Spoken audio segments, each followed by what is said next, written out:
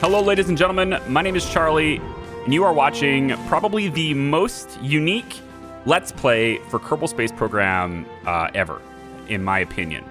This is a very different way of playing the game, and if you'd like to learn the in-depth knowledge of how everything is, you can see the links in the description. There's an intro video, there's a 4-hour walkthrough of a handbook, as well as an RPO handbook, and we're going to get into all of that stuff in the beginning of this video as well.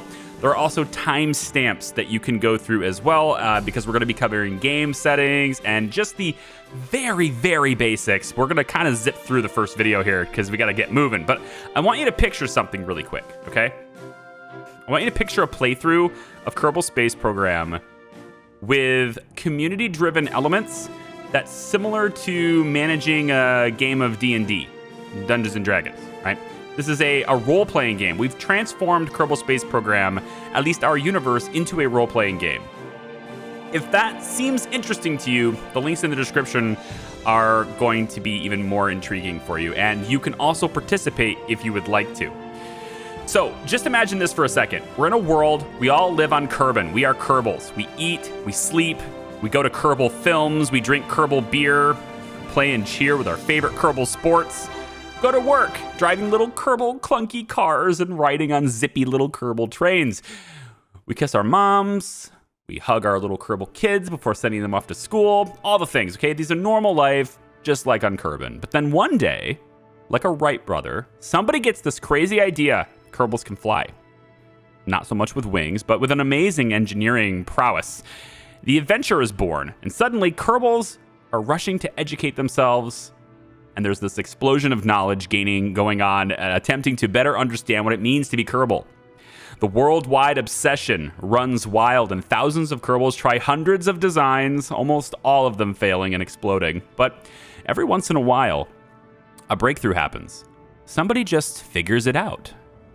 They've solved a problem, and so they all kind of progress from that point now, and they continue. And as such events happen, well, they kind of happen more frequently as time goes on. People kind of start figuring things out.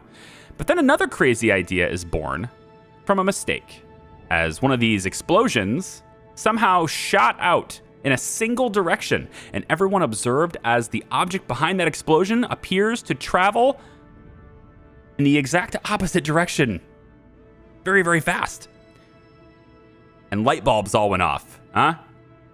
Newton's third, right? Could we control an explosion? And if we can somehow harness this power, we might be able to travel further and faster and higher than we've ever traveled before.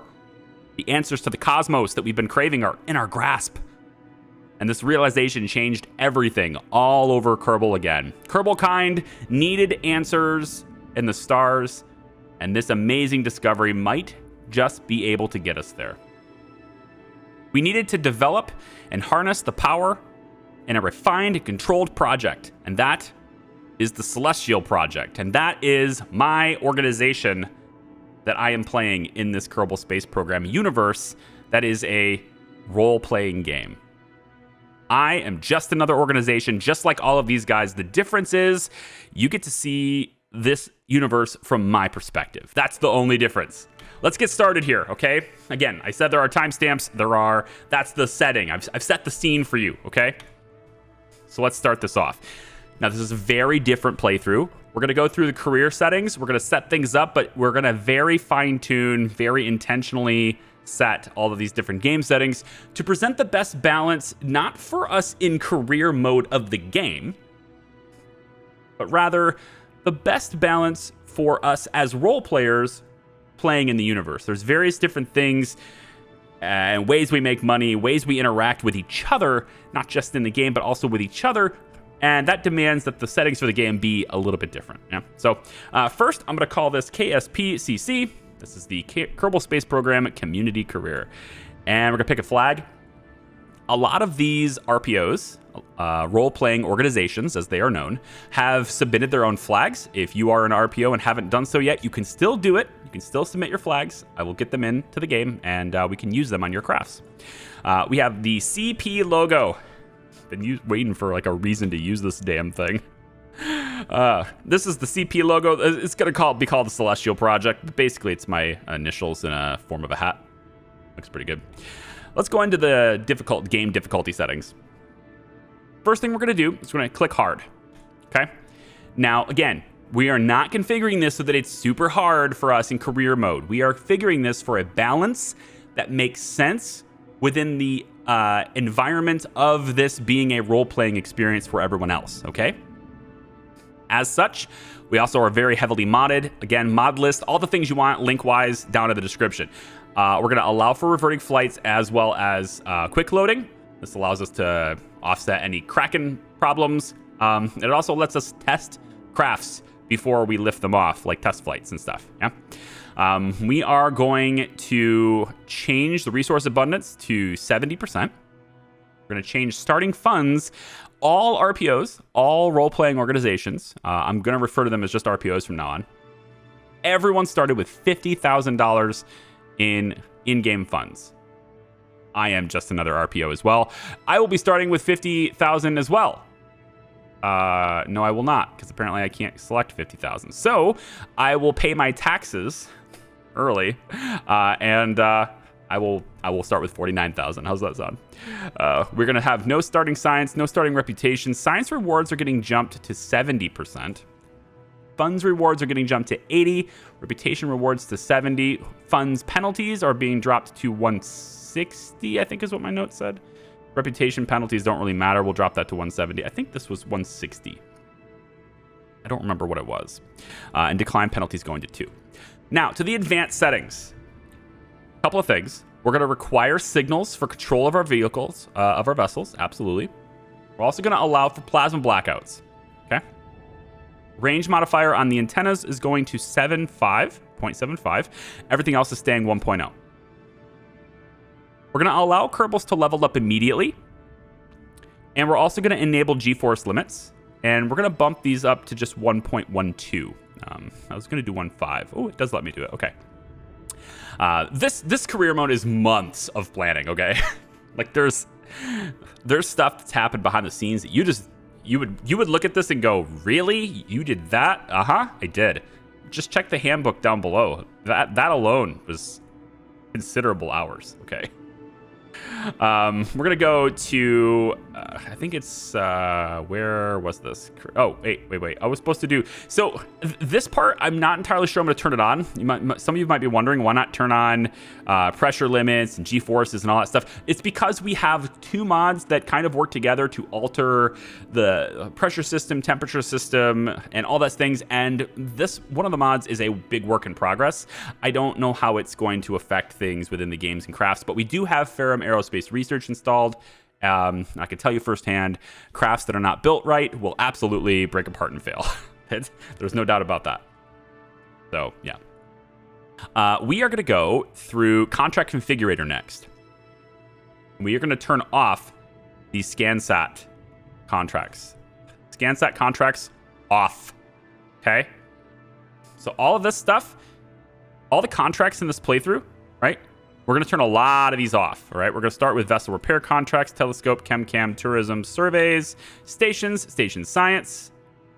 Going to come up to Sentinel and asteroid detection. These can both go away. We're going to take off the satellite ones. All the rover and robotic stuff can go. Rescue and recovery missions are being removed. Reconnaissance surveys are fine. Orbital construction contracts are gone. Orbital surveys are fine. We're going to have manned orbit contracts gone. Magnetic survey, I think I was leaving this on. I think I was. ISRU gone. Grand tours gone. Flag planting gone. Deployed science gone. I believe these two stay. Comet sample stays. Collect science is gone.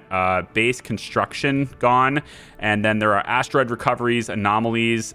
Those are gone. Although I kind of like the anomaly ones because I don't know where they all are. And if the game wants to prompt me to do it, we could say Kerbin's government sort of hired me to find these various different things. So yeah, I might leave those on.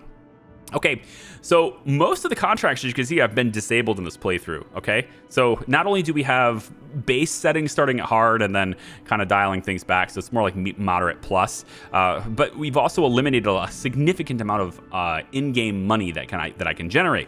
And this is because, like I said, most of the contracts that we're going to be doing in this game are generated by the community. They're generated by you guys. Again, all the details, I'll try not to repeat myself too much, but all the details in the description if you want to learn more. And you can participate as well. Crew light, we're going for only controllable vessels on most of these things, and I'm going to up the distance to 500 meters because I like the lights turning on sooner. That's pretty much it. There we go. That's fine. And I think that's kind of it. Okay, now I need to do the earn your stripes settings, but for lore reasons and for the sake of the role players, I do not want you to know what my settings for this is. So I am going to just do that, and then I'll be right back. Okay, earn your stripes stuff, all said and done. And we'll talk about more about what that is later on, or you can just look up the mod list and figure out what it does yourself. Okay, so next, talk about weather. We've installed what is referred to as the Kerbal Weather Project. Is a work-in-progress project that changes the atmosphere, pressure, temperature, and introduces wind into the game that can affect flights. Since we have Ferrum Aerospace Research installed, however, the thermodynamics and the pressure system is actually being overridden by Ferrum Aerospace Research. So we're going to turn off thermodynamics for this mod. We're also going to turn on the MPAS point weather data. Actually, wait a minute. Nope. I think I had this wrong. Nope, I have this right. So if you are playing this yourself and you want to play the exact settings, this is how I'm doing it.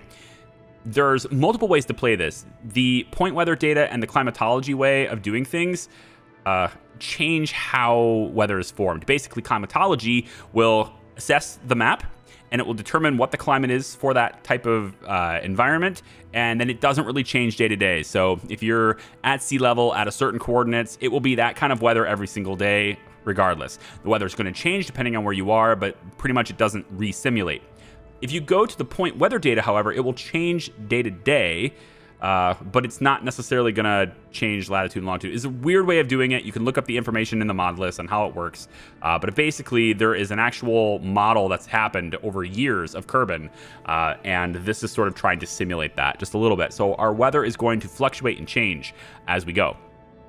You can also change how things are displayed. So if you want temperature displayed in Kelvin, for example, Celsius, Fahrenheit, Ra, whatever you want, you could do that. And then you can also have the wind use climatology or point forecast to determine what the wind speed is, or you can simply use a constant profile. The more consistent you make this mod, the more constant and less variable, the lower the system resource will hit you. This does take some CPU, so if you have a weaker CPU, you may want to just hold off on installing this mod if you're working with the same mod list. Let's talk about Kerbalism. This changes a lot about the game, and this is an unavoidable mod. It will be inherent and ingrained in our entire game. We're going to alter the balance of it slightly for the sake of RPOs, and this is how we're going to do it. So again, we started by hitting hard. The reason why I started hitting hard and then I adjust is because it takes all these settings and makes them consistent with what I'm showing you, so that when I make changes, you can make the same changes if you'd like to. We're going to start with storm probability. We're going to bring this, actually, I think 60% was good. Yeah, my notes say 60%, so never mind. We're going to leave this on the hard mode setting for 60%, but we're going to take the storm duration average to 3 hours. Now, this is an average. You might find that some storms are 2 hours. You might find some storms are even 6 hours. That's an entire Kerbin day. I mean, these things vary, but generally, this is your average setting. They're going to fluctuate. Same thing with average storm radiation. I've increased the average hours and we've increased the storm probability to 60%, but I'm taking down the average radiation from solar storms and bringing it down to 6. Okay, 601, fine. We're then going to take the shielding efficiency and we're going to bump this up to 80%. So we have more effective shields, slightly weaker storms, although on average they'll last longer and they have a higher probability of triggering. Okay, let's talk about part failures. Critical part failures currently is at 35%. We're going to drop this down to 25%. Flexible failure rate is currently at 40%. We're going to drop this down to 35%. Ignition failure chances currently sits at 100% for probabilities based on what their core probabilities are. I think we're going to leave these alone the way they are, but I was tempted to bring them down. But I think since we brought these down, we can probably leave these at 100% as they are. But we are definitely going to have incentives to create redundancy, right? Each malfunction will increase the mean time before failures. That's what MTBF means, of components in the same redundancy group. In other words, if you have, let's say, 3 antennas on your satellite and one of them fails, it will increase the average lifespan, sort of like an average, if you will. It will increase the mean time before failure for the other 2. So it's just going to allow you to have a higher probability that the other 2 are going to be fine in that particular case. But it's incentivizing you to have redundancy in your crafts, in our crafts. A lot of you guys can submit your own craft files, and this will apply to yours as well. Then we have science stuff. We're going to leave that alone just the way it is. Move on to Kerbalism 2. And this is what we're going to focus on right here. It's the comfort tab. Stress breakdowns. We have to take care of our Kerbals and stuff, and it really does matter. So what we're going to do for this, stress breakdown probability, we're going to leave this at 35%. However, we're going to be adjusting most of the other ones. For living space, I'm actually going to leave that one at 20. I think it's appropriate the way it is. But firm ground factor, we're going to bring this to 1.5. Exercise factor, we're going to bring this to 2.5. Social factor goes up to 0.4. So they can comfort each other, right? If you have multiples together, they can keep each other comfortable, talk to each other, etc. Social, big thing for decreasing stress. Call home factor going up to 0.25. Panoramic factor for their view goes to 1.5, and the plants are going to 1.5 as well. So that's how I'm making the settings. This is months of planning, months of tweaking things. I haven't really experienced a ton of breakdowns in my months of practice, but I think that this is a good setting for us to have. Okay, cool. Let's move on. We have the balloon stuff. We're going to leave that, except the curve balloons, I'm going to turn off the speed limiter.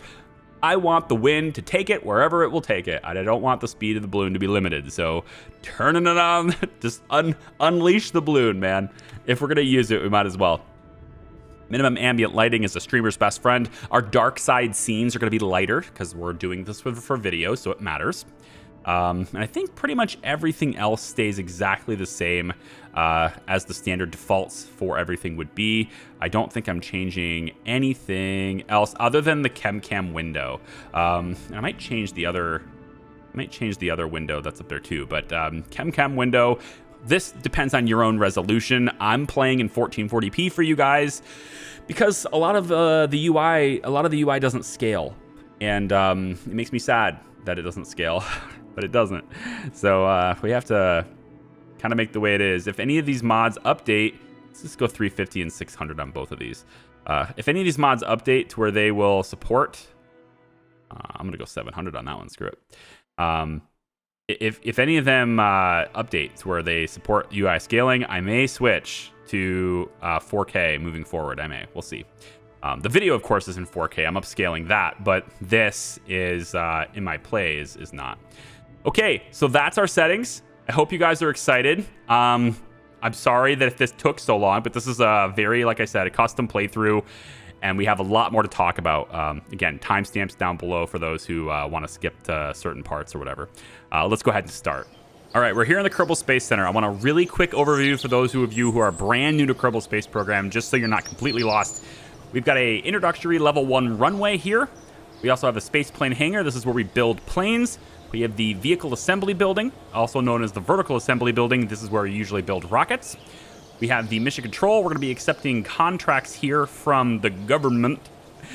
We have the astronaut complex, and we'll go into that in just a second. We also have the administration building, which will be almost useless to us in this entire playthrough, but we'll see. We have research and development. We're going to be taking a good hard look at this a lot. And then we have the tracking station, very important place here. It's going to let us have a lot higher capabilities with communications and to know what's going on in space. And then finally, the launch pad, which is, well, we're probably going to spend the most time in here, but this is a very important location as well, obviously. Okay, first thing I want to do is introduce you to our astronauts. Now, I was conflicted by whether or not I was going to keep Jeb, Bob, Bill, and Val. I decided that our alternate reality and our role play demanded even more interaction, so Bill, Bob, Val, and Jeb all have their own things that they're doing, but they no longer work with us, okay? So you'll learn more about what Jeb is up to, Bob, Bill, Val. I have alternative things for them to do in our universe, and those of you who are role-playing will learn what those things are. But until then, we have, this is the flag, hi. Of all the places to click in this entire thing, I clicked that. The Astronaut Complex. Meet Neil Kerman, Chicken Kerman, Zayla Kerman, and Pet Kerman. These are the 4 YouTube members slash a mod. Well, okay, so Pet didn't really enter himself that much, but other people did, and I picked one of them, and that's what they wanted, so there you go. Anyway, we have Neil, Chicken, Zayla, and Pet. These are our initial astronauts, and these are the 4 astronauts that I get for my play. I'm not going to be hiring any additional astronauts myself, unless maybe we'll develop it some other way to where at a certain reputation I can fill it up and have a max 5, you can see. But these are the 4 I start with. Now, all of the RPOs can hire and train their own, okay? And when they train their own, we will charge them 100,000 funds. It's almost that much for the next hire, but we will charge them 100,000 funds, and then they get to have a Kerbal in here for themselves with their tag on them. And we will definitely learn more about tags as we go. For those of you who are not participating in the role play, you'll learn what all that stuff is over time. Take a look at research and development. This is where we get most of our technologies and stuff. We're not going to really go through this very much in depth. However, I will say that when we click certain technologies and when we unlock them with research, we will not automatically get the parts. We will have to pay additional money for each and every part that we want to unlock. And RPOs can also pay this money to potentially patent certain technologies if it is fitting within their roleplay, and they can also earn money in game when other people use their parts, including me. So there's a lot of that going on. The first 2 videos, possibly the first 3 videos, will be all us doing things ourselves to develop our space program because it's very early, and because of our capabilities, not a whole lot of people want to hire us just yet, but we are going to go and get more contracts from the government, as well as lots and lots of contracts from RPOs. It'll be our primary source of revenue. One last thing, and then we're going to get started. Let's visit the tracking station really quick to introduce you to some new planets. Now, if you were somebody who watched Conquering Kerbal Space Program before, you will recognize the planets that we have added because I'm still a big fan of the Outer Planets mod, and so therefore we have the Outer Planets mod installed, and therefore we have Sarnus, there's Erlum, there's Needon, and there's Plok. And we also, if you're wondering where Elu is, if you're familiar with the stock game, Elu has now changed to, instead of being a planet all on its own, it is now a satellite of Sarnus. So Elu is now a little satellite of Sarnus. Yeah, see a little moon over here, along with, you know, a whole bunch of other things too. There may be other entities out here. I don't know. I guess it'll be up to our wonderful private enterprises to come out here and show us, and maybe they can discover some new things. Who knows what things will happen? Just giving them a little wink wink there, huh? Yeah. All right, let's check out the mission control, and we only have one mission available to us, and that is to leave the launch pad. It's pretty straightforward. We're gonna get paid 25 grand, 2 science, and 4 reputation. Every mission that we accept usually will have some sort of expiration date. It usually has lots of different terms in terms of what kinds of vessel we have to use, how many crew has to be there, what altitudes we have to do it at, etc. There's lots of different criteria in the mission briefings, and we have to follow that criteria. In this case, though, the only thing we really have to do is have a vessel on the ground and then hit go, and we satisfy our first contract. So let's go ahead and do that. And we get no, we're not going to get any advances or anything for that. That's fine. The last thing, I just want to show you administration really quick. Normally, there's lots of other things you can do in Kerbal Space Program, fundraising campaigns, trade your science for money, all that stuff. All of the stuff that's basically happening in the administration building like this is pretty much being done in roleplay with us as we move forward. So, yeah, there's going to be a lot of that. There's going to be a lot of stuff happening. So my goal in the first 2 videos is to very quickly and not that in-depth, hopefully. I have a tendency to go too far in depth.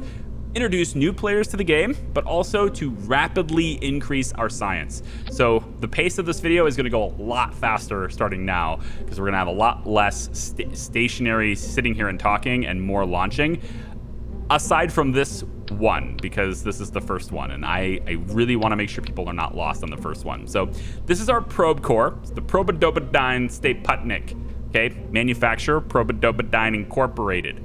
Right, this is the only probe we have available to us. Okay, we also have no liquid fuel at all of any kind, because we have mods that change our tech tree and require us to go probes before crew, significantly before crew. More realistic that way. We have no liquid fuel tanks or engines or anything. All we have is this little mite. So we're gonna end up going like this. And then, you know what I think I'm gonna do instead? I might just, see what I did there? I'm gonna go ahead and actually make this vessel by 4. Go about like this. And I'm gonna also add more probes. Now, you might be wondering, what the heck? Why do you have to do this? All right, so Kerbalism, brand new mod. We've never used it on this channel before. Overhauls a lot of things, including the science system, which you're gonna see in a second. One of the things I do wanna do though, is get the science going. So we're gonna take the 2-hop thermometer, and I'm gonna bring that right here. We're gonna set that kind of on the top, I think. Yeah. And, you know, I'm starting to think the first little launch we have here could probably just be a stationary sitting on the pod thing, but on the pad thing. But I think I'm going to do that in the next one, and it'll just kind of be an off-camera thing. A lot of missions that we do here are going to be off-camera, right? They're not going to necessarily be done like little things. Like, for example, for those of you who are familiar, driving around the various different places of the Space Center and getting science. That's still a thing you can do. I wanted to disable it, but you just can't. And honestly, it's probably for the best that I can do that, because then we get to let our RPOs really step up the pace and get things going quicker. In addition to that, we're only getting 70% science rewards here instead of 100%. So we're not going to get as much science for every experiment anyway. We've offset that by having lots of experiments available. So we'll probably do this goo experiment right after this launch, but I wanted to show you what we have here. So we have a Communitron 16S. This has a specific range. We can always see the different types of range and specific details on parts by simply hovering over top of them and then clicking the right mouse button. It will enable us to see sort of a detailed panel pop out here. We can see things like the data transmission and what its range is versus what its range can be with the disk station and stuff. We can also see its transmitter reliability. We have part reliabilities in this game now, and we also have radiation, which can impact parts, longevity. It can damage crew, damage components, all sorts of things. And that's all built into Kerbalism as well. In addition to that, transmissions now need data to actually travel. It's not just this magical thing where you hit a button and ta-da, you transmitted it. It takes time to transmit things. And in this case, this transmitter will be able to transmit at 2.2 kilobytes per second. Okay, we're gonna talk about what that means and why I'm bringing all these things moving forward with that. So let's get started and just hit launch here really quick. I'm gonna leave this thing untitled for now. Okay, we're here on the launch pad, and right away what I'm gonna do is I'm going to start the temperature scan. I'm also going to open up a Kerbalism made specific window by hitting info. And this will give me details sort of out here about this experiment so we can monitor it a little bit better. I'm going to do the same thing with telemetry data here. Now, these are the 2 experiments we have available to us. Both of these experiments are what we call biome-specific experiments.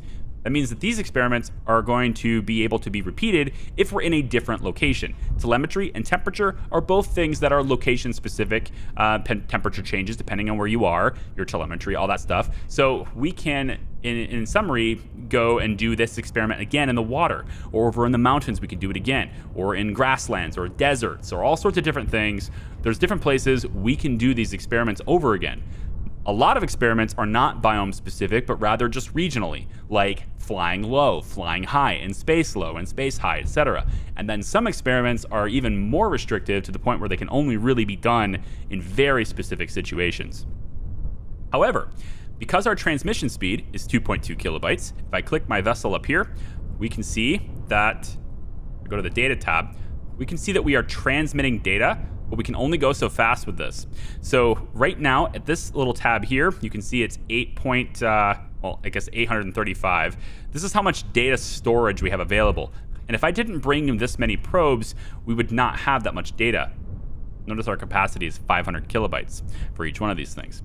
Now, I could increase how much data is in per probe, but I've actually found that it's cheaper just to have more probes at lower capacities, at least when it's this one. Later on, probes get pretty expensive, maybe not, but for this one, it's fine. Just gonna do extra ones. And yeah, so we can see all these details here. We also have electric charge limitations, and since we don't have any way of solar panels or anything like that, we don't have anything available to us like that, we're very restricted in terms of how much electric charge. We're on a timer, right? So I needed to start these as soon as possible. Now this one is done already. And this experiment's very fast. And you can see that we have 1.0 in flight. And there's collected is 0.1. This is the science that we've already collected. This is ours. Nobody can take it away from us. But this is science that is still in the hard drives of these probes. And if I launch this probe right now and this thing crashes, I do not get this data. Okay? Now, for this first launch, I care a little bit less about it, so I'm going to launch this anyway. But I just wanted to kind of show you and take a little second to show you sort of how this works. The other cool thing about how Kerbalism works, and there's actually two more things, but the other one will need a little bit more time for you. The other cool thing about how the Kerbalism works is that experiments are always running. They're just waiting, right? They're not using very much power. They're just waiting. So if I was to, for example, hit this button now and launch it straight up in the air, I did not put any wings on this, did I? No, I did not. It doesn't really matter that much, but yeah. If I was to do this, notice how these experiments started up again right away. And these experiments, as you can see, are it's currently running. So I'm actually going to get full telemetry report out of this from flying low in the shores. Unfortunately, this thing's going to explode most likely unless it somehow manages to slow itself down. Not likely. Nope. Oh goodness, it might survive, guys. It might go all the way. Oh no. Hey, some of the probes survived. 2 of the probes survived. Oh god, it's like a head rolling in the ground right now. Oh my god. And look, we still have 0.2 and 0.4 in flight, so these must have data. Yeah, this is a full hard drive right here. 2.2. So this is the main one that was doing the experiments. It's the one in the middle, and it survived. Oh boy. Yeah, there's a lot of smoke around here. And then the other one, looks like this probe over here survived too. So we actually have 2 probes that have no electric charge at all. Like there's no signal or anything, but they do exist. And once they stop, I should be able to collect them, the rolling heads of our initial first rocket. Awesome. All right, so we're gonna let this thing just sort of exist and be. We have an extra, looks like 0.6 science here to gather. That will put our total science up to 4.1. We're still gonna need more science, but luckily, like I said, I could put a goo experiment, for example, right on the launch pad, and also finish some of the other experiments that we had, and then that will allow me to unlock the next tier of science and ultimately just kind of keep going. So let me wait this out and let this thing stop rolling. Eventually it will. That's just how friction works. And when it's done, I'll go ahead and do that surface experiment, and then we'll continue. Okay, before I do that experiment just sitting there on the launch pad, wanted to show you what I got. So by recovering that, we get a whole bunch of extra science, and we're up to 7.9, which is really nice because, and we get the extra funds. I can also just take a look over here. I only recovered 1 probe. The other one was still rolling around over here. So when I recover this one, there's actually a little bit of extra in that hard drive. So now we're up to a whopping 8.5, which is great. So let's go to the Research and Development Center here. And I'm going to go to Engineering 101. And we're going to unlock this with 5 research. Now, when we do that, the parts become purchasable, or what I'm going to return. I'm going to terminology it. That's a verb now. I'm going to say that they are unlocked. So this is researched, and when we buy something, it is unlocked. RPOs know the terms of this already, but once a product or once a part is unlocked, it becomes available for everyone. But before a part is unlocked and after it is researched, RPOs have the ability to pay over the cost of that part to patent that part. And then they get to control and dictate the terms of the usage for that part for a limited time. Again, more of the information on that is available in the description, in the RPO handbook, etc. And if you're interested in participating in this, it's really in depth. There's a lot. Those 2 videos that I've got linked down there, they might be worth your time. The 4-hour live stream is mostly just a handbook walkthrough, but there's a lot of questions and stuff that we've answered on that as well. All right, so the 2 things I'm going to buy are the Geiger counter, and we're going to do that by just clicking this. This is an extra experiment, and it's going to allow us to sort of dictate and measure environmental radiation, which is nice. It is also biome specific on the surface, which is what we like. We also have an onboard camera. Yeah, this takes pictures. Decent resolution. It's not entirely compatible with Kerbalism, but I'll show you why it's not that big of a deal in a second. $256 for that. The next thing I want are the batteries. So I'm going to buy that. And then we're also going to enable the balloon. Now, balloons are this weird thing because it says it's $11,000 purchase cost, but it actually isn't. It's free. So if I click this, it's owned, it's free. And we're also going to go ahead. I think I'm actually going to leave the parachute unlocked so that I can get a contract to test it.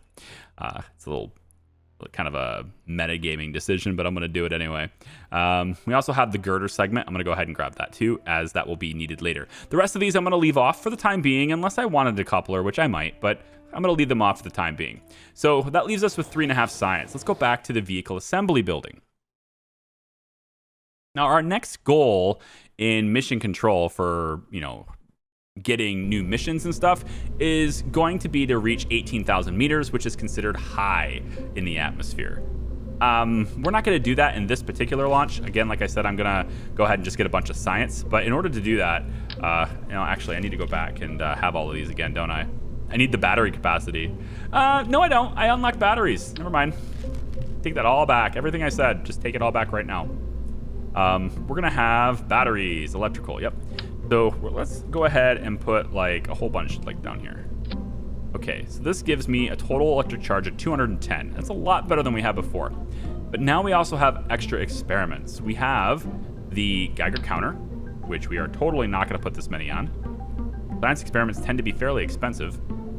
Now these are considered massless, these little experiments like this, so it doesn't really matter where you place them. Usually. However, because we have Ferrum Aerospace Research installed, the total shape of your vehicle is taken under consideration when you're flying through the air. And as such, well, these things may matter. So I'm going to get them as close up here as I can. And then we're going to introduce the goo experiment, and I'm going to have 2 of these in symmetry on each side. We're going to open one of them on the launch pad over there, and then we're going to launch this up in the air and trigger the other one. And then I need to recover this to get goo. You cannot transmit data for goo. This is a physical experiment. You must recover it to get any science at all from it. They work in the terms of samples and the size of samples. So in this case, we have 1 sample size slot. It is 7.3 kilograms. And it will take 10 minutes and 41 seconds to run a complete sample.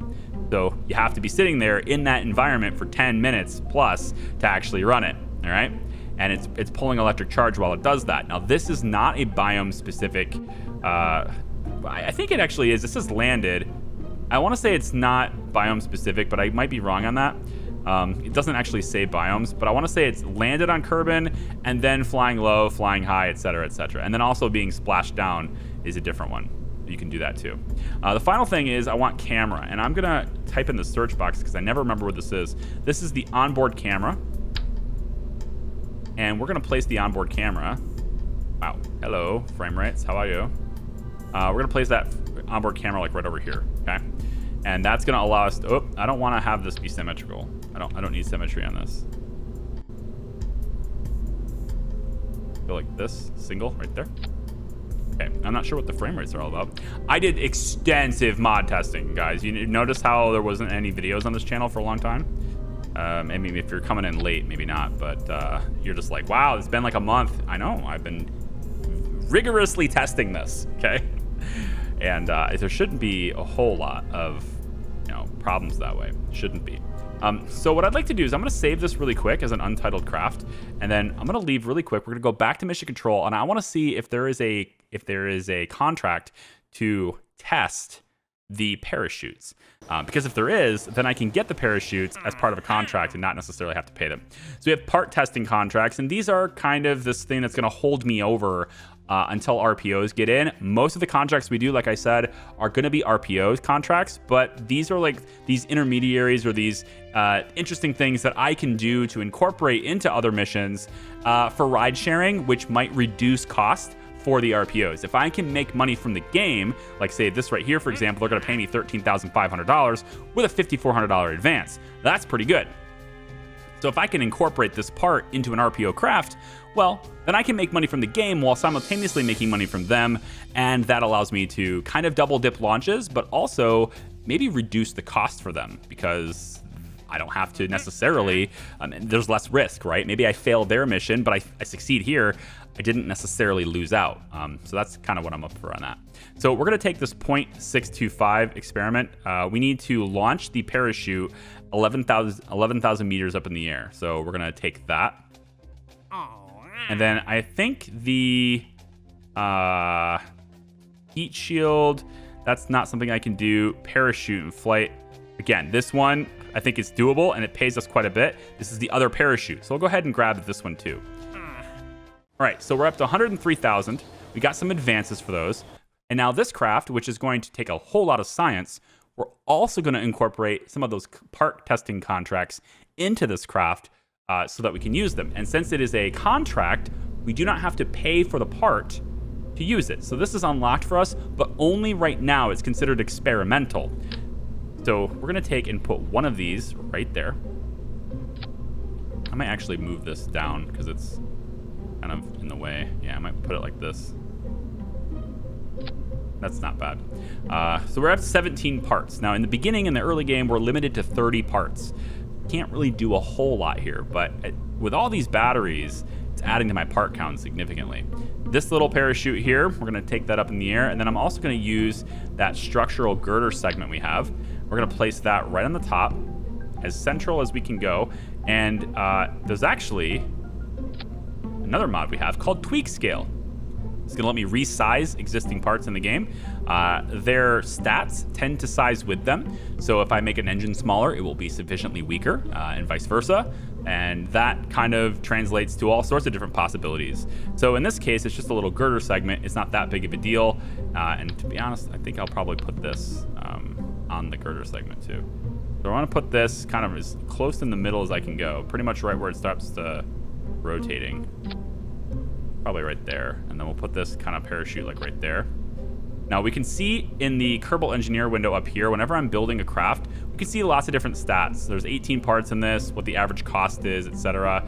I am going to cover this stuff during gameplay sessions where I'm working with RPOs. This video will be the only video where you can kind of see how parts work and how their costs are. Every video we do from this point on, this area down here is going to be completely hidden from you.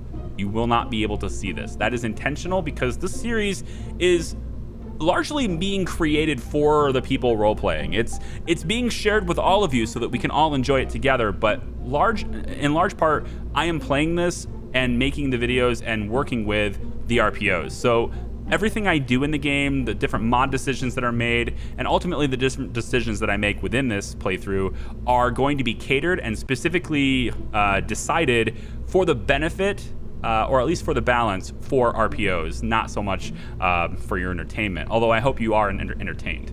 So for that reason, you will not see cost information on my crafts while I build them after this video.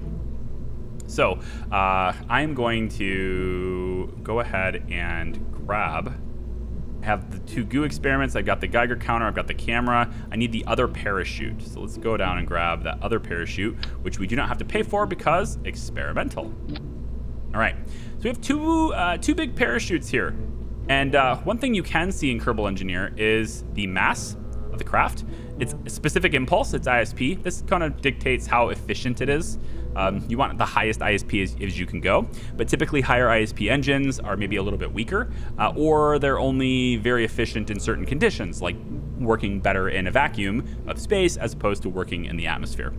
The two big things we're really going to want to take a look at, I guess there are three, is its torque and its thrust to weight ratio, which ultimately will translate, this thrust to weight ratio plus a lot of other factors will translate to how much delta V it has. Delta V mostly standing for change in velocity. This is what ultimately we're going to be looking at to decide whether or not our mission is going to work in the first place. To get to orbit, you want to get close to around 4,000 meters per second. As this only has 1,000, there's no way it's reaching orbit. We also have a specific burn time, how long it will take to burn through. And our thrust to weight ratio needs to be above 1 for us to even get off the ground. That is to say, if it's below 1, it does not overcome the forces of gravity and it will not go anywhere, basically. But torque is important here because we don't have any control. And so if there's torque on the vessel, that means it's being pulled a certain way that's not straight. That might mean that I have things asymmetrical, although pretty much everything was placed symmetrically, aside from the mastless. I wonder if this camera has mass. That might be it. The camera does have some mass, but 0.01, which I think means it's not considered. Yeah, 0.01 is more than this. So if I was to go maybe like this, doesn't have any change. You know what? It's probably the parachute. That parachute's not helping. Okay, we're gonna do a little bit of. I don't normally do this. I don't like clipping, but I'm gonna do just a little bit of part clipping here. And what we're gonna do is go like this. And then we're gonna rotate it like so. We just have to carry this over there. I think we actually have to deploy it for the mission, but okay. I'm gonna go like this, and like actually that's probably fine.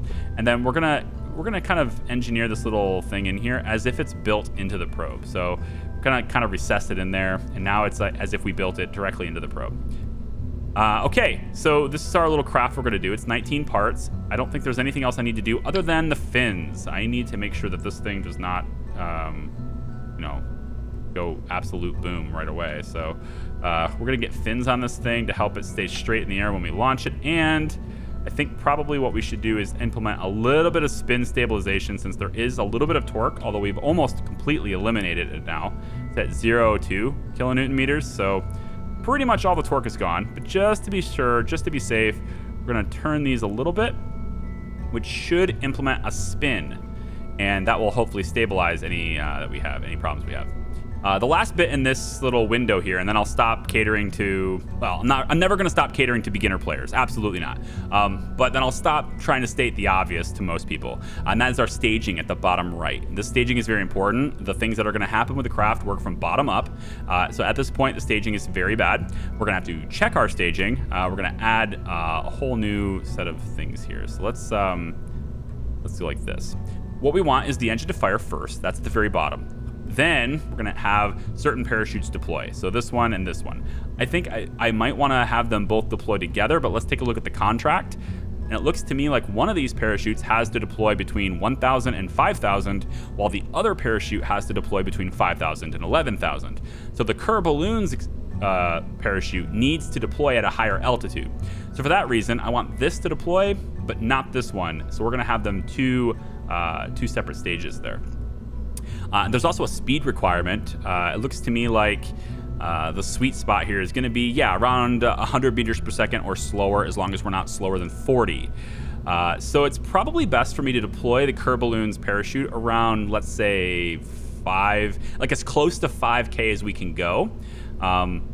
That way we're in the altitude requirements. We're most likely in the speed requirement. And then as soon as we get below 5K, I should probably trigger the next one, because if we fall below 40 meters per second, then I fail that particular test and I have to do it again. So that's going to be, we're going to have to manage that a little bit. But this is our craft here. So let's go ahead and launch this. All right, we're on the launch pad. And the first thing I'm going to do is I'm going to open up this goo experiment. And we're going to get that running. So like I said, that needs 10 minutes to run, and it's going to take a while. We have the Geiger counter new. That's new. Or Geiger counter now. That's new. So put that in. That's a radiation scan. Takes about 8 minutes to run. All right. And if you ever want to know more information about any specific part like this, any specific science part, you can click this little experimental info, this little eye. It will expand that experiment and show you the different situations where that's useful.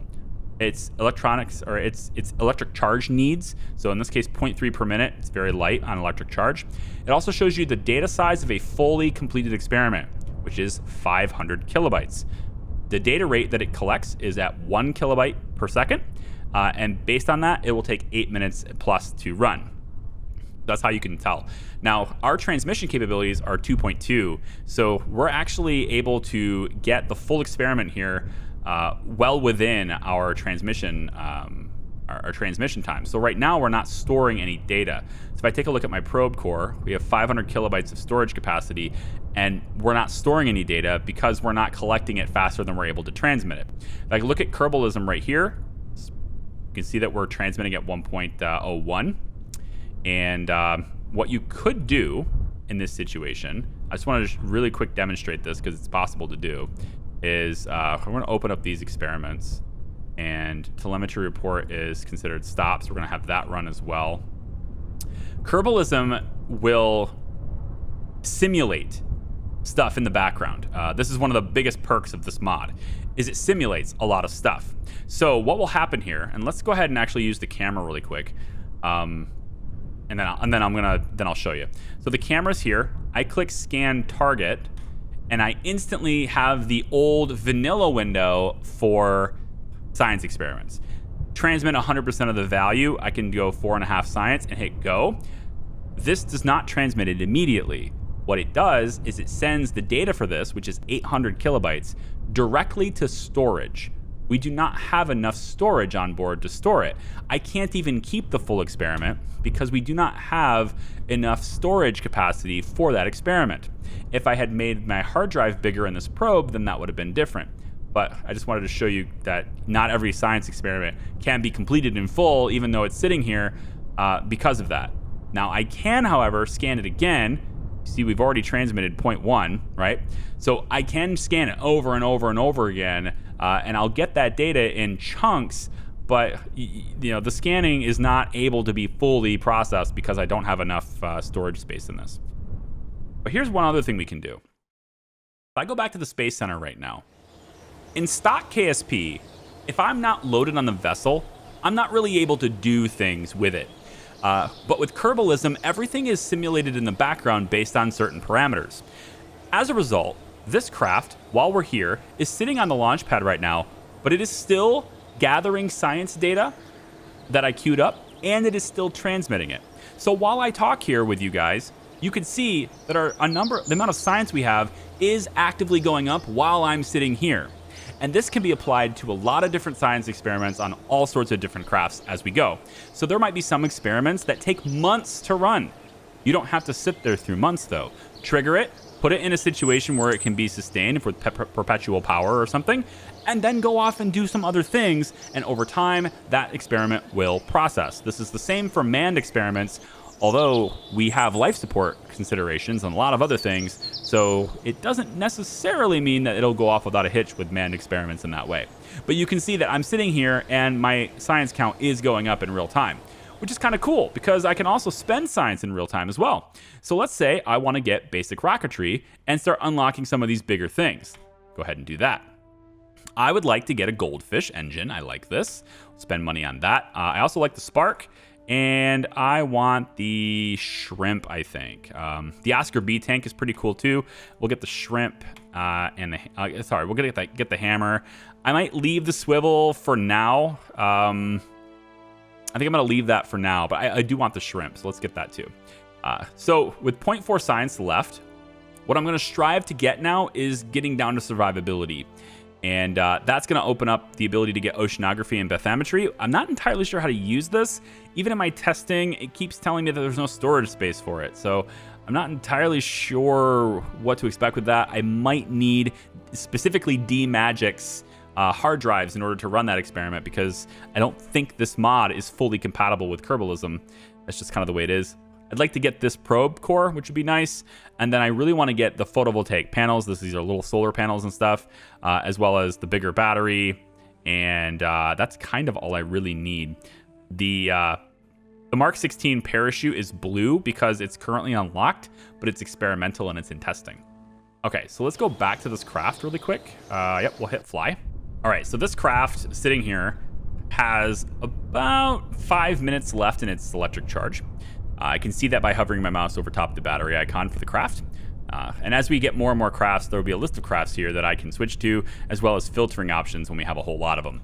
So this one here, again, with 5 minutes left, we want to make sure we lift off with enough time, of course, to run the experiments and stuff that we have, and also to trigger the parachutes.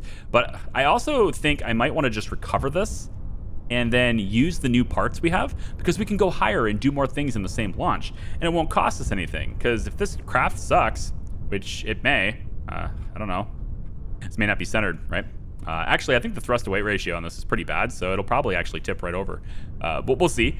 And if it does, then we can use the parts we've unlocked to do it instead. But for now, I'm going to time accelerate to finish up the goo experiment so we get the full value of that. Yeah. Now remember, we have to recover this in order to get the science. And it might be worth just, well, yeah, I mean, it might just be worth sitting here and letting this transmit for this camera until it's dead. We have 15 minutes of charge here, and the telemetry report's about to wrap up. Let's go ahead and see about scanning the target. Yeah, we're getting a lot of data there too. So I think I'm just going to recover this thing once it's done instead and get the full value back, and then we'll launch the next one with our new parts installed, because the new parts are the best part. All right, so that was pretty good. We got a whole bunch more science, and we're at 9.5 now. But we did not launch that craft, and therefore we did not do the contracts either. This 9.5 science is not enough to unlock anything else. So we're going to actually we need to lift off. We actually need to be in the air in order to get the science. So let's go back. We'll redesign this craft just a little bit better. This time, we'll make sure we can get really good altitude out of it using the new parts that we've just unlocked. So one of the first things I'm going to do is I'm going to just eliminate this entirely. And I think we're going to keep all this, but now that we've unlocked those new parts, I can put the shrimp on here, for example, which has significantly higher thrust to weight ratio for us, as well as a little bit more delta V. But I think we can actually get to a reasonable height here to perform these experiments rather than relying on the little one there. Alternatively, we could unlock the decoupler, which is only 1600. I probably should. And then what we can do is we can put the decoupler here, tweak scale it down to be the right size for our, there we go, like that. And then we can instead, actually, let's go ahead and grab the decoupler. We can then go ahead and instead go to this Oscar B fuel tank right here. And this might get us even higher. I don't know exactly what the atmospheric implications of this are, but the Goldfish seems like a pretty cool engine. So this ASL is a little bit better for its specific impulse, if you will. Yeah, pretty good thrust to weight here too. So we might try this. My one concern is that I don't have a real good way of controlling this. So because of that, I might want to grab... Ooh, I don't have access to reaction wheels yet, do I? I most certainly do not. Well, no reaction wheel. I guess we'll just do it the way we can here. So... but let's make this a little more interesting. We'll actually put multiple stages on this. So we want to have the big booster go first, and then we're going to follow that up with splitting it from that, and we're going to ignite this engine at the same time. Then this parachute, and then that parachute. Cool. All right, final thing then is the fins. We got to keep it under control, hopefully. So we'll put the fins on there like so, and then once more, we'll go ahead and rotate them. And the hope here is that once more, now that we're splitting this off, I don't know exactly whether or not we could even get all of this, but now that we're going to decouple this, these parachutes should easily be able to land us safely. My hope is that we'll be able to land safely in the water, because we already have the goo experiment, and all this experimentation is already on the launch pad, which means that 100% of our power can now be used in the air, which is nice. So we have 25 parts for this. That's pretty good, but it may take us extra time to run these. So since we have extra parts available, 4 to be exact, no, 5 to be exact, I think I'm going to go ahead and put 4 more batteries on this because we can. There we go. Giving us even more power to run with. And now we have 29 parts, which I think is acceptable. I really want the flat probe core because this round one's a little harder to work with. But we'll see what happens here. Hopefully it's stable. Doesn't have a whole lot of torque, but there is a little bit. I'm hoping that the higher thrust to weight ratio here will get us into the air quicker. And, well, hopefully get us spinning so that we're stable. So let's go ahead and save that really quick, and then we'll launch. All right, here we are. And we're ready to go. A couple of things I want to do, though. We're going to open up the science experiment windows just so when we launch, we are running them immediately, right? We don't want to do that with the goo because that will open right away and it'll waste the slot. But everything else, I think we want to just start it and let it sit here and wait. So we're going to go ahead and get the radiation scan going like that. And then the camera, I'm just going to pin it and put it over here because we can run that, but it's kind of not compatible with Kerbalism, right? So can't really do that really well. Okay, seems good. SAS on, even though it really doesn't matter that much. We don't really have much control anyway. And let's begin. Oh, the malfunction. Oh no, we had a malfunction. Okay, now this is a solid rocket booster, so that's never gonna stop launching. So now we're going up in this one instead. Screw it. Let's go. Oh no, I really hope that booster doesn't like ruin my launch pad. It's still trying to launch. Oh, the poor thing. At least this is pretty stable. We actually have vector. Ooh, we have gimbaling here. Oh boy, we're gonna need it too. Wow. Oh, go, go, go. Oh, we're up. And okay, look, now this is important. Hey, so height, right? We gotta watch the height. Let's start this experiment now. And we want to get this opening, right? All the conditions for the balloons ones is met. But if we go too quickly with this, our speed will be too low to hit this one. So I want to time this to where we do this just before 5,000 meters, but we're still going fast enough to open up the other one. So we're going to stage this a very specific timing here. I'm thinking like maybe 51 to be safe. Go. And then we staged it, and now speed, gotta slow it down. Slow it down. This is all check marks, so that's good. We want to slow down just a little bit here. Oh no. Come on, what are you doing? What are you doing? Oh, what are you doing? Stop. I can't click it, it's behind. Open up, parachute, open up. It's not opening. No, it's not gonna open in time. That's not fair. I planned this so well, didn't I? Come on, I planned this. It was there. Oh man, the stupid parachute didn't open.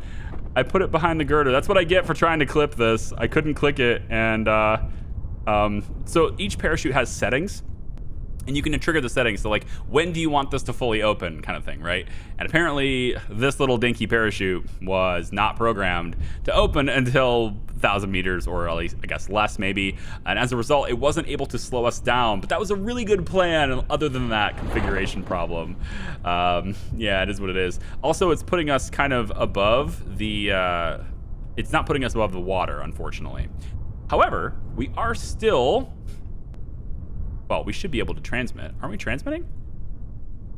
No. Are we not transmitting? Hang on. Interesting. Target scanning load cannot be stored. Again. Now, no storage space, no storage space, no storage space. That's interesting. Well, the goo is running because it's got its own self-contained storage, but it's interesting that it's not transmitting. Maybe it is, and it's just not. So weird. How do I not have any storage? Data, 500 kilobytes.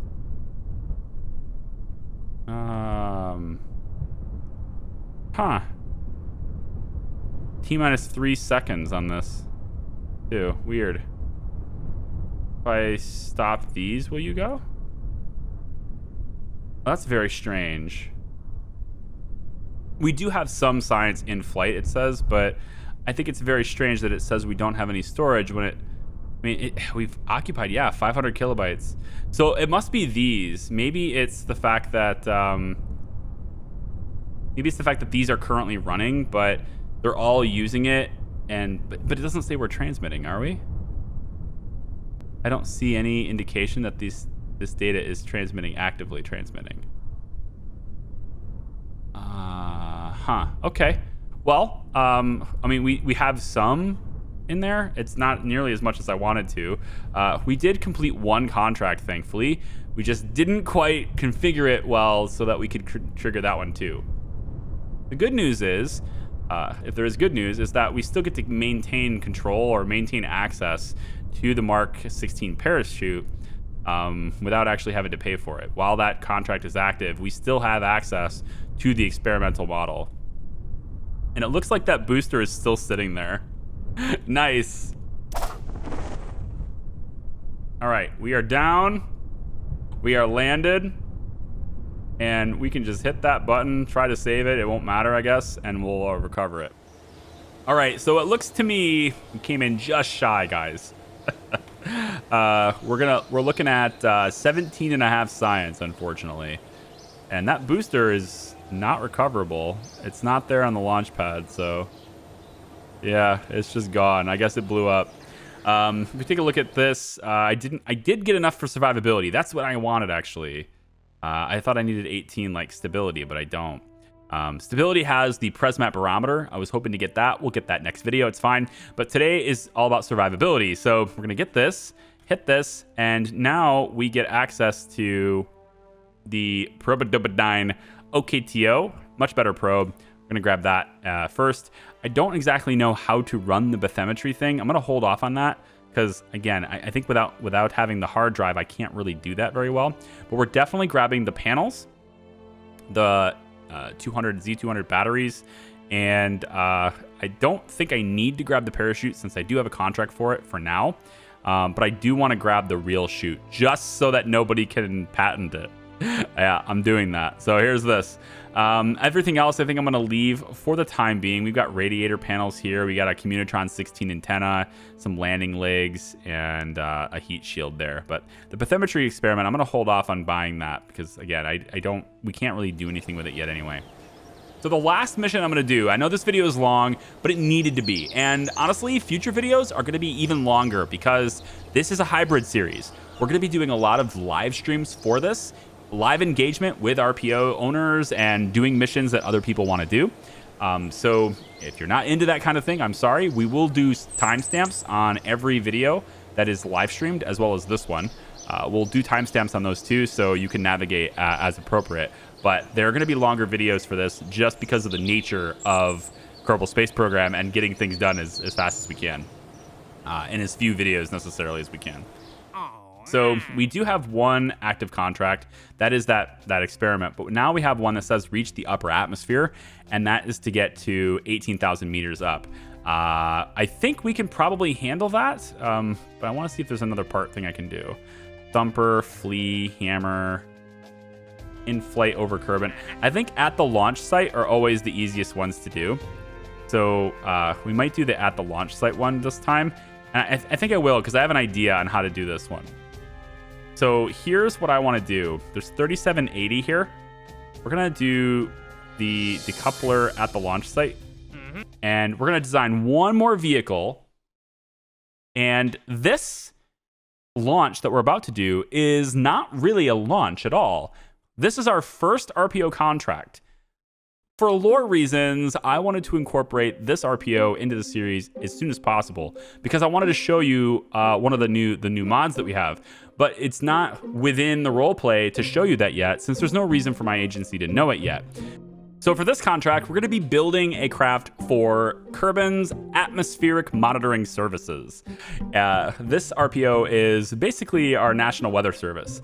And they're going to be able to provide us with lots of details about weather and how it affects our crafts and how to examine crosswind and all sorts of stuff. So our monitoring service for figuring out various different things. And ultimately, it's going to give RPOs or other RPOs information that will allow them to fly their crafts more accurately.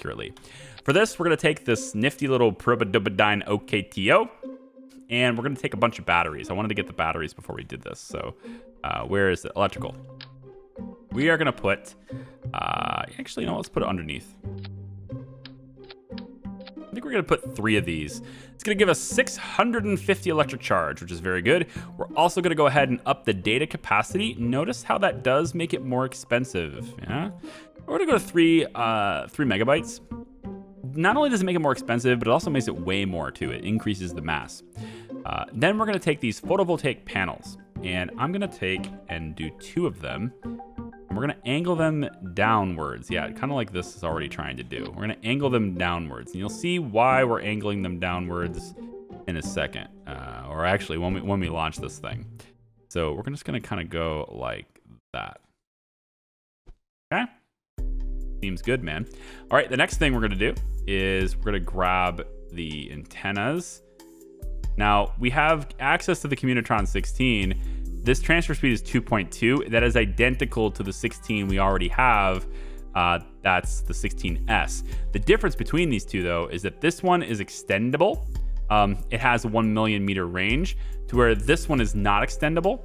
It has a 250 kilometer range. In other words, the range on this one is 4 times longer than this one. However, this one is not a retractable one. It's more rigid and more able to handle atmospheric pressure. For this particular launch, though, that we're about to do, and I'm trying to see, yeah. For this particular launch that we're about to do, though, that does not matter. Atmospheric forces don't matter. So we very well could take that 16 if we wanted to. So we're not going to be going that fast. Since it cost me extra money to unlock it, though, I'm just going to pass and get this one because I'm not going that far. And we'll put this right here. That's pretty good. Next thing we want to do is we want to pop in some additional science experiments. We're going to take the thermometer in here like this. The Geiger counter is going to be on this side like this. We're going to take the goo experiments, and I'm going to put, I think, 2 of them on here. Yeah, we have room. We have time to do 2 of these. So we'll do 2 like this. Maybe kind of opposite of the solar panels. Yeah, I like that. Okay, that looks pretty organized, actually. And then the last thing to do is we need that parachute, right? So where is that parachute? In the parachutes menu, of course. There. Now this is that contract. We still have it, right? Yep. So we have to unlock it now, unfortunately. We don't have access to it experimentally, but we'll unlock it and then we'll do the contract. So this is our little thing, right? We have all our little equipment, right? We're not going to be able to get all of the data we need to fully see. But again, I'm role-playing this, so I'm only going to show data that makes sense to show until it's been properly discovered by the RPOs that need to discover it. So I'd like to introduce you guys to Kerbalism. If you haven't seen this yet, it's a universal balloon mod. Basically, it's a weather balloon. And we're going to stick this on the bottom. Okay? I know that looks a little bit weird, but it'll be okay. Trust me, it'll be fine. And we've got, I was hoping to get the Presmat barometer in this, but unfortunately I can't. What I can do, though, is I can get the camera. Let me get this camera. For some reason, the game really glitches out when I bring this camera in. Again, I don't think this stuff is compatible, but it's not throwing any errors, so I'm going to allow it. I'm going to put it in there. So there's that camera. We can actually look through that camera, too, and I'm going to actually, let's try this. Let's go, we'll flip it upside down. And we'll see if that helps us see anything differently. It may not. This may not even be upside down, but I can't really tell. It looks like this might be the lens, but I also think maybe this opens. I don't know. Whatever. It's fine. Okay, so this is our dinky little craft. Let me make sure we have. I want a little bit more storage. Yeah. Now I don't know how big this thing needs to be, or how. I think we need to go bigger than this. I'd like to configure this to where it can be high altitude. Here we go.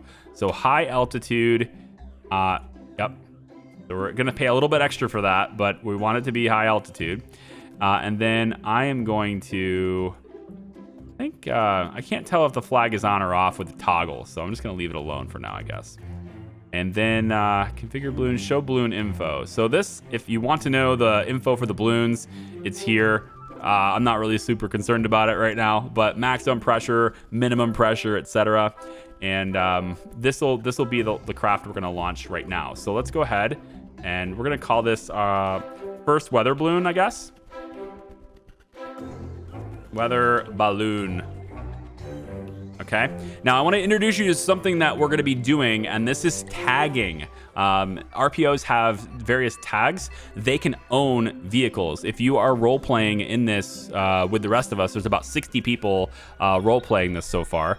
And if you're role playing this with the rest of us, you can actually own things in the game and make money on your crafts in the game. So when we have a RPO that owns something, we're going to implement a tag in the name.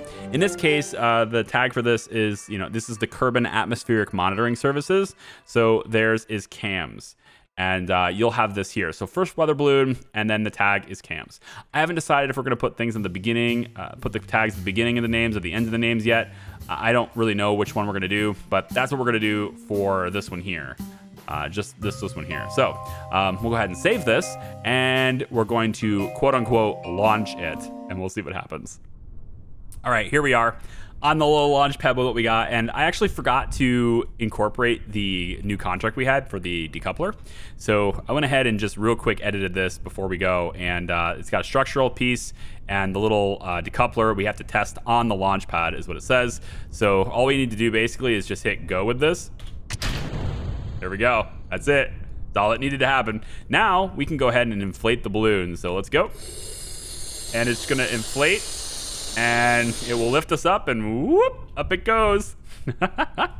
Now I pointed these, or I angled these slightly down so that when we flipped upside down, we would be able to, have them face the sun a little bit easier. Yeah. Now we do have a little bit of a reaction wheel inside this probe, so we can, for instance, go ahead and activate SAS and keep ourselves facing exactly the sun. And as a result of that, we can now transmit and run all these experiments and stuff and not run out of power until later. Yeah. We also have more storage capacity inside this probe. So if we pin this, you can see that we have 4 megabytes now instead, which is nice. Go ahead and open the Kerbalism menu. Actually, I would like to, if I could, can I open the whole thing, or I'd like to open the window for data. Maybe it's this. Okay. So we'll open this data window here. You can see what's available, because I want to keep the contract window open so that I can tell the conditions for opening this parachute. So this is a weather balloon, and of course we have wind.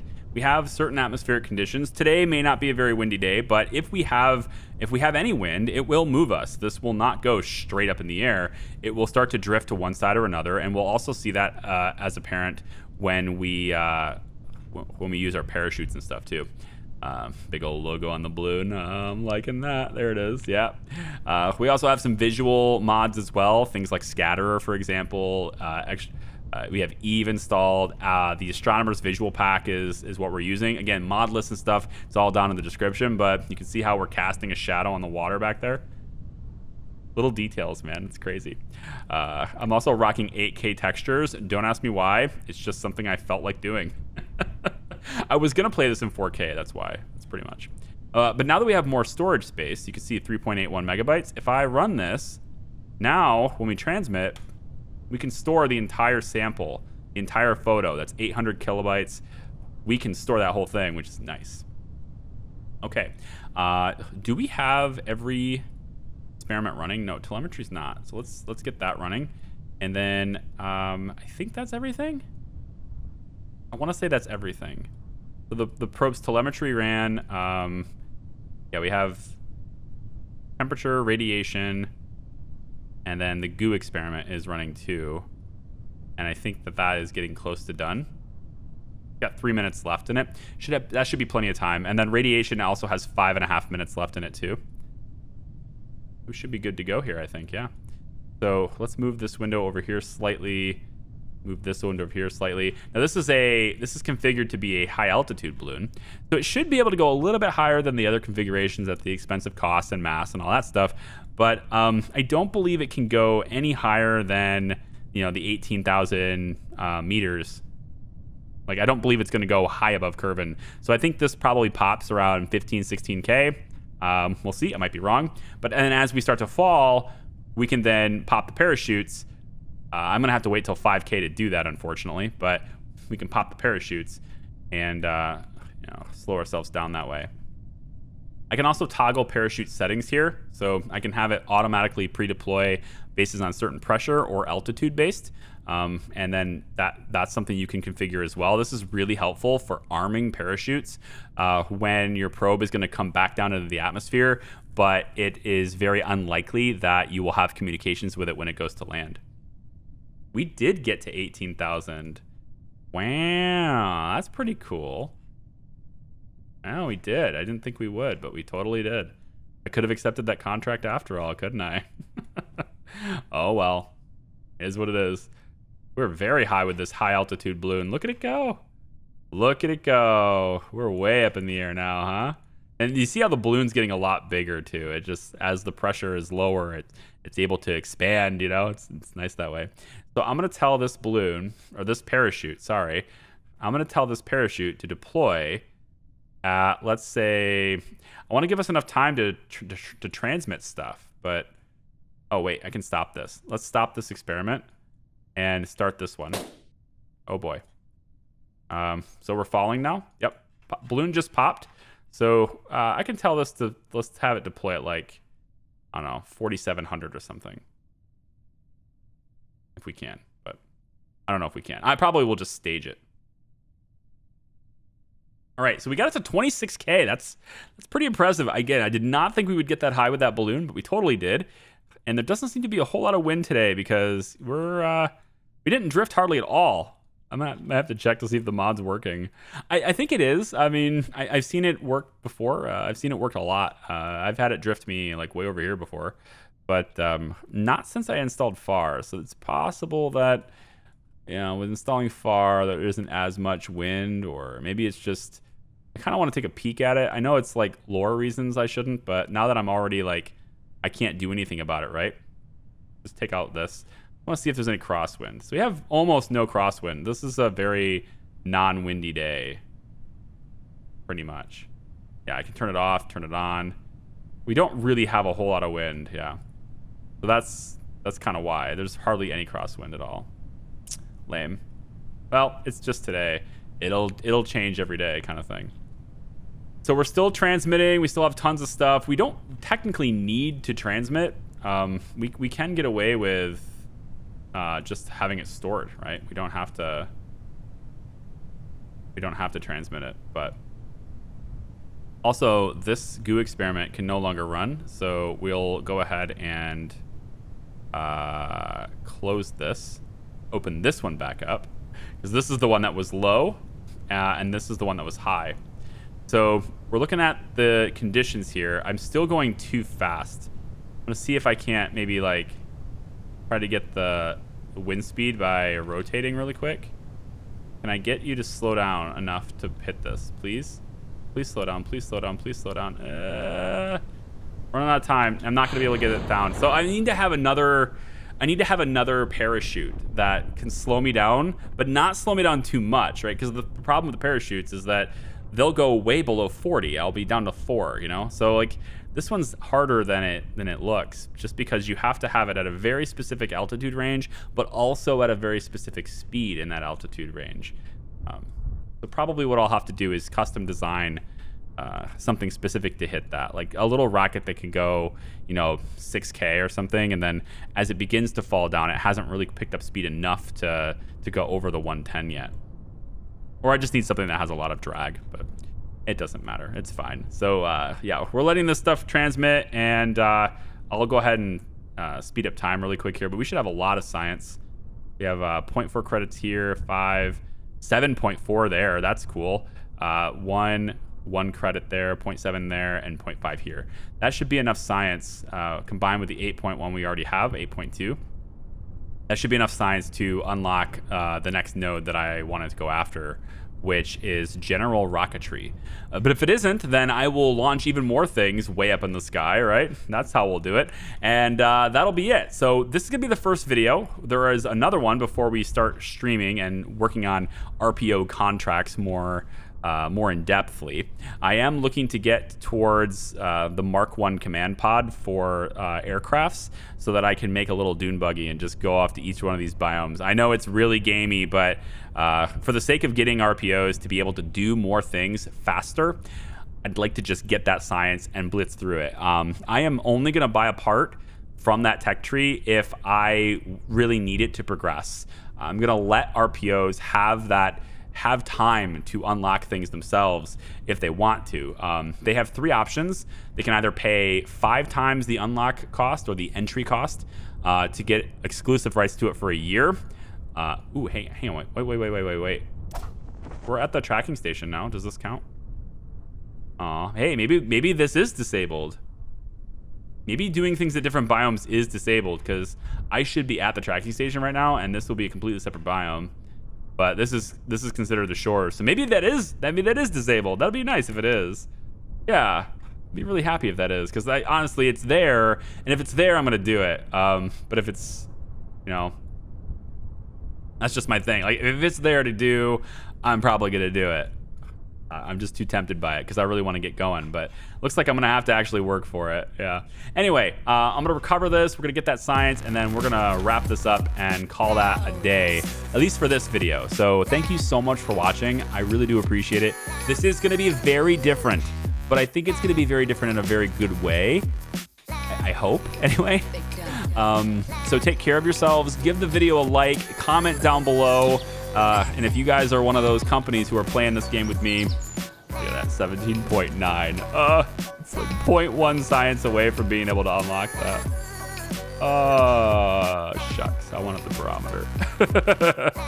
0.1 science. All right, I'm gonna do something to get that 0.1 science. Thank you very much. We'll see you next time. Bye-bye.